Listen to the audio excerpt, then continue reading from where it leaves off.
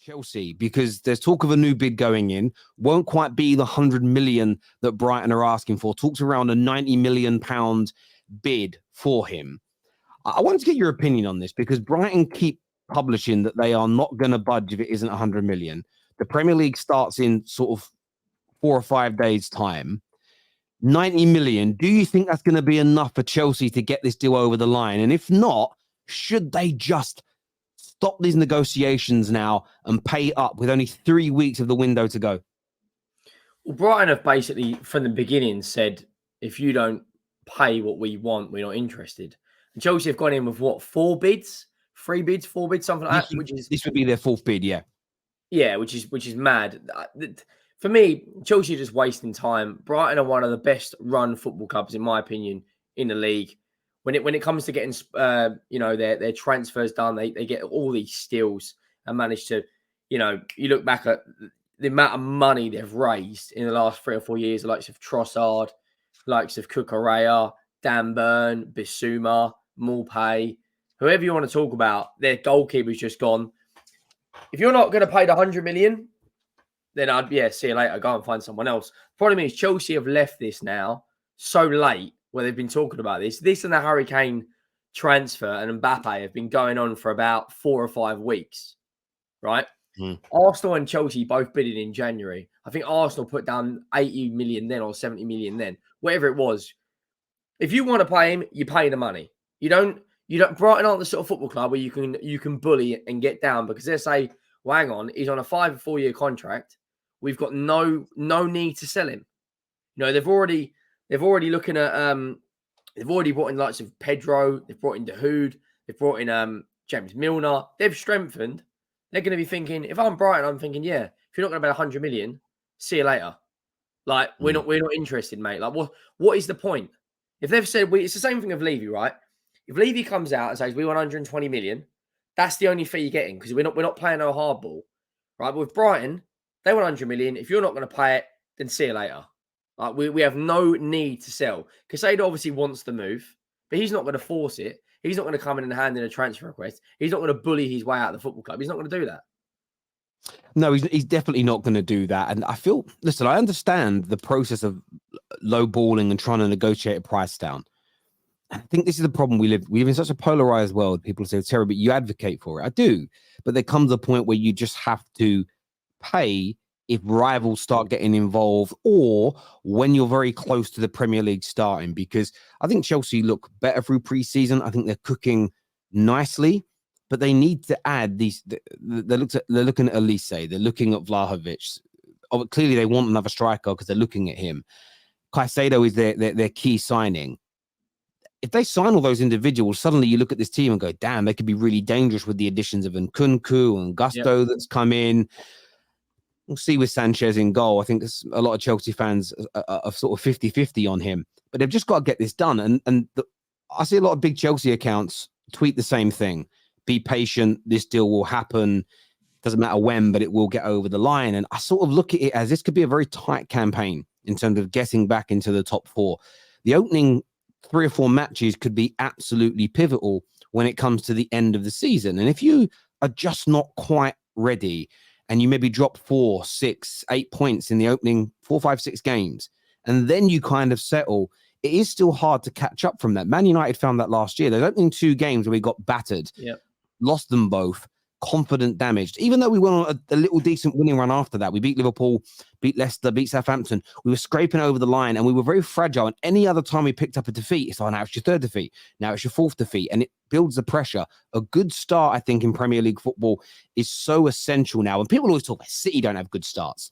Like last year, I think they won 8 and drew 2 of their opening 10 games. And for some reason, people said it wasn't a good start. Man City are a freak of nature, isn't they? It doesn't matter if they start well or not. Yeah, exactly. Right? And there may be the anomaly, but I think they need to do that. I still think Caicedo gets done, but I think they end up paying the 100 million or a deal worth 100 million. It might be 90, 95 plus some add-ons, but it's gonna end up happening. I just think they need to do it. I want to ask you about Brighton, actually, because you said they're a well-run club. Me and Lee Gunner have a lot of fights about Brighton. He thinks they're an awful run club. They're only here to make money. they shouldn't be praised because they don't win. They haven't won a trophy in their history. He actually said to me on a show a few weeks back that them coming, was it they came 7th last year or whatever it was? 6. He said, yeah, 6. He said that is failure because they didn't beat Man City to the league title. And he believes they should. Hang on. He believes they should spend the same money as City and target the same players as City, Liverpool, and Man United. Like, just quickly, Chelsea apparently are going to bid 20 million for Tyler Adams. Romano's just said that. He just said after approaching players camp, Chelsea will open talks over Tyler Adams in the next days, informed of his 20 million relegation clause. So if they get Tyler Adams, I don't think they'll go back in for Caicedo. Wow, that's a mad one. Chelsea fans talk to me. Tyler Adams, 20 million, Chelsea. Though. Wow, that's a good buy. That is a good buy for what Poch wants to do at 20 million pounds. Right, that's a good buy. And a lot of people will come out and say, "Oh, that makes no sense. That makes no sense." But at 20 million pound in this market, that's a good buy. Speaking of Lee, me and Lee clash a lot as well because Lee's like obviously, we both speak to him quite a lot, but his standards are, he's been watching 40 odd years. He's watched some of the greatest players the Premier League's had, the likes of Dennis Bergkamp and Henry, and that's great. And his standards will always remain as high as he's because of the stuff he's seen Arsenal win. However, Brighton and Arsenal, if anyone thinks Brighton, right, should be competing with Man City, bearing in mind that this football club, right, 6 years ago was in the Championship. Right, they've come up to the Premier League. They don't go and spend hundreds of millions of pounds, but what Brighton have got, which 90% of the league doesn't have, is they have an elite scouting network. One of the best in Europe when it comes to buying talent. Look at Matoma, right? They picked Matoma up for £2 million. What's he worth now? 50, 60 million in the market, maybe more. Yeah. Brighton are never going to be a football club competing with Man City in my lifetime. Unless they get bought out by a very rich owner, right? They aren't going to do that. So, but for Lee saying, right, they should be competing with Man City and it's a failure, but it's respected to the football club. Look, I've always said to Lee, and I think that I can't wait to get his opinion on this tomorrow, but Brighton are going to sign Kudus. It looks like they're going to get him unless a bigger club comes in for it. It means he's their record signing ever. It means it's the biggest transfer summer they've ever had, well over 100 million spent. Their wage bill this forthcoming season is the biggest wage bill in the club's history. And this is what I mean when I say to people, yes, the ultimate goal is to win trophies, but teams are not all starting from the same position. And that's where I think relativity needs to come into this. There's a lot of negative Man United fans who say, how can last season be looked at as a good season? We had some massive defeats. City did a treble. We only won a League Cup. It's not a good season. But then you're taking last season in isolation out of the context of where Man United have been for a decade and how far we've fallen from grace. At the start of last season, we were not the team that won the treble in 99 or the European and Premier League double in 2008. We're a very, very different team indeed because of mismanagement that came before this manager and before this group of players were together. So you can't judge this group and this new manager based on all the previous failings and successes. You have to look at situations in isolation. That's how I look at the world anyway. Yes, your overarching standards are to get back to where you want to be, but you have to assess the situation that you are in. At the end of the day, if the Sheikh sells City tomorrow and they go back to the same level of money as they used to have, the standards will have to adjust. You can't go, well, no, we're going to maintain the same standards as the we had under the Sheikh and with Pep. Well, the situation is now very different. The context is different. Therefore, your standards must change and adapt.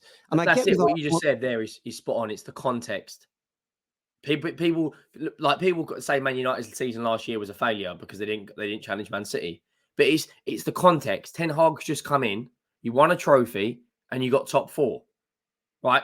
Arsenal fans yesterday, right? For me, and everyone's going to say, "Oh, how's the Spurs fan saying that? He's clapped. He's deluded." That is a glorified friendly, that game. There's nothing more. It's a glorified friendly. But look at it. Man City last year lost it to Liverpool. Liverpool finished 5th. Man City won a treble. I don't think Pep really goes, we didn't win the dinner plate. It's context. It is absolute context.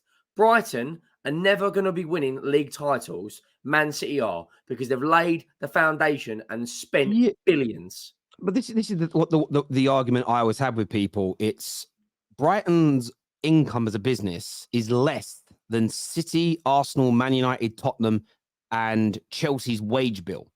They simply cannot compete. They can't attract the plethora of talent that those clubs have and afford to pay them. They would go bankrupt. Now there is an argument. Well, their owner could pump more of his millions in, and they could do it.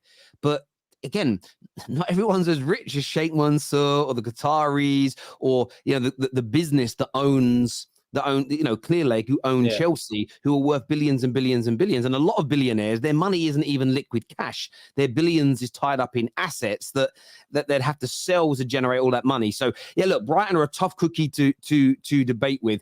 On the Tyler Adams situation, I just want to go back to it. The last line that I've just read it here that a lot of people are asking for is Fabrizio says it remains a separate deal from Moises Caicedo. So again, for me, when I first read it, I thought there's been a lot of talk recently that they could go for Tyler Adams instead of Caicedo. According to Fabrizio Romano, that isn't the case. He's a separate deal.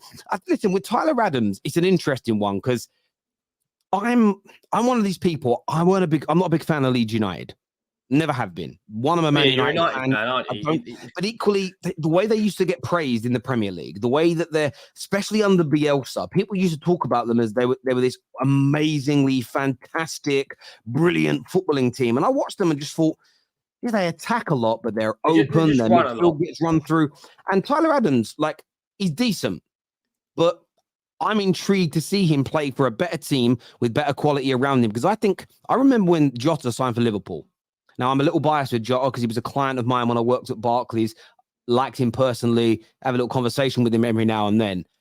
But a lot of Liverpool fans were like, why are we signing this guy? He barely scores for Wolves. I said, watch him in the Liverpool team. And when he's been fit, for the money he costs, he's been very good indeed. I think £20 million for Tyler Adams could be a very good piece of business if they land Caicedo. So if it's just Tyler Adams and Enzo, I don't think it's enough, again, to progress how they want. But if he's there alongside Caicedo and with Enzo, suddenly that midfield takes a very, very different look. So yeah, I'm intrigued by this deal. And at £20 million, it's relatively small risk, I think. It's only 20, like in 2023, £20 million is not a lot of money for a football player at the highest level of the game, You, not only that, you sign him, you pay his relegation clause at 20 million, you pin him down to a 3 or 4 year deal or whatever. You'd make money on that sale. And Chelsea are one of the best footballing clubs at selling players, right? They'll bring him in. I mean, 65 million for Kai Havertz is an absolute joke, right? Anyone who thinks that's a good deal is absolutely deluded. But they'd get, I reckon, it'd pin him down to a 3 or 4 year deal and then sell him for 30 million back to Italy. He'll go back to Italy because he likes that. He really likes that league. But I think what you said spot on. It's a low risk fee. It's £20 million. In today's market, you can't even get a goalkeeper for that. No. Mate, it's a steal. It's an absolute steal. Tyrone Mings went for 25 million. Gibbs White, who's a decent player, I think his total package, including add-ons, was worth 45 odd million pounds. It's ridiculous. So, yeah, I think it's a good piece of business there from Chelsea. As we were already saying, the Caicedo deal is interesting. What do you think they should do striker-wise? Because their fan base seems so split on Dusan Vlahovic. Some really are buzzing about the idea of getting him. Others, they're sort of talking along the lines of he isn't good enough. Poch is also said to be 50-50 on this decision. What would you do? Well, the problem is, notoriously, Chelsea don't buy great number 9s today. We spoke about this last week. In the last 15 years, I think they've had Costa and Drogba have probably been the only ones that have really, even back, probably since 2004, they've probably only signed 2 real good number 9s. Torres went there at 50 million, didn't work. Etu, Morata, whoever you want to talk about, whoever you want to name, they don't buy good strikers. There was obviously an anomaly like Anelka in that, but problem is the striker market is dead. It's absolutely dead. Benzema's gone Saudi, Lewandowski's like 34, whatever. There's no chance Kane joins Chelsea this summer unless it's a whopping fee. right? Osimhen at Napoli. I think there's more chance of him going to United. PSG have just got Gonçalo Ramos. Who else is there available? Higuain's another one that they signed. Falcao, another one.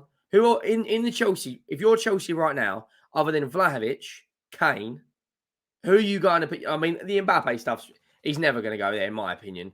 Who else are you going to go and get? I mean, unless you want to do something that Man United have done and pay for the potential of a player.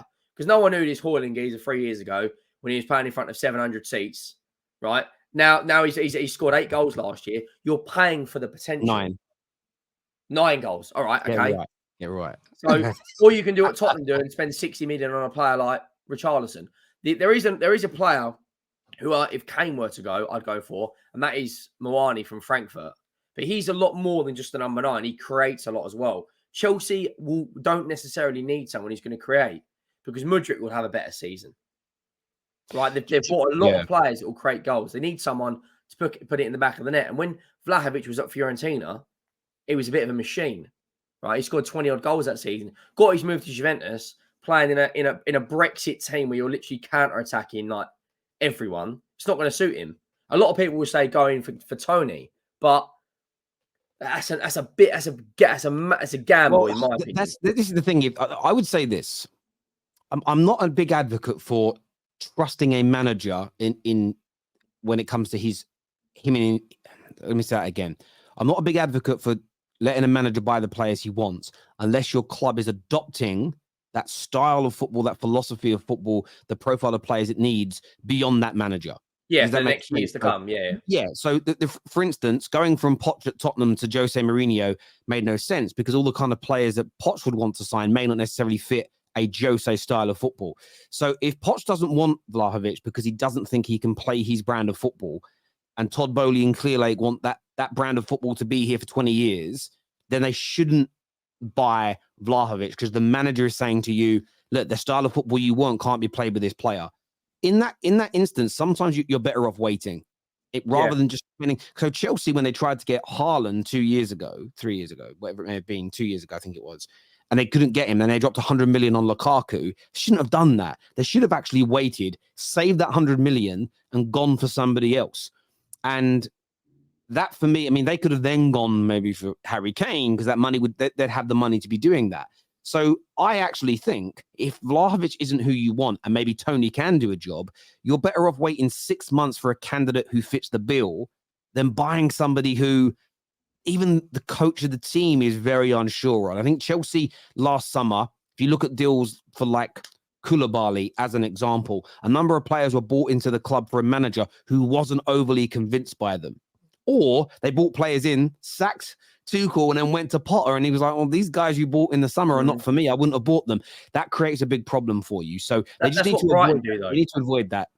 Brighton buy players for the system the club wants to play rather than the manager. So if you look, the football hasn't changed since Potter and De Zerbi have been there. It's still very much possession-based, fast-flowing football. That's what proper football clubs do.